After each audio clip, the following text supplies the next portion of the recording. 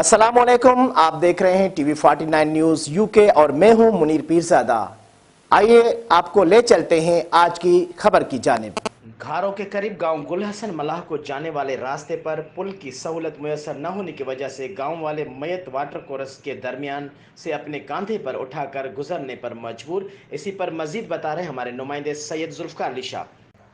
گھاروں کے قریب قدیمی گاؤں گل حسن ملہ جو بابڑا روڈ سے چند قدموں کے فاصلے پر ہے، اس جدید دور میں بھی بنیادی سہولت سے محروم ہے۔ اس کو اسکول، اسپتال اور واٹر سپلائی تو دور کی بات ہے، اس جدید دور میں اس گاؤں کو روڈ اور راستے کی سہولت بھی میسر نہیں ہے، جس کی وجہ سے انہیں شدید پریشانی اور مشکلات کا سامنا ہے۔ گاؤں کے سامنے واٹر کورس کے لیے کوئی پل نہیں جس پر سے گاؤں والے آ جا سکیں، جس کی وجہ سے خوشی اور غم بیماری کی صورت میں انہیں شدید پریشانی کا سامنا کرنا پڑتا ہے، یہاں تک کہ وہ اپنے پیاروں کے جنازے کو بھی اپنے کاندھوں پر اس سیم زدہ پانی میں سے گزارنا پڑتا ہے۔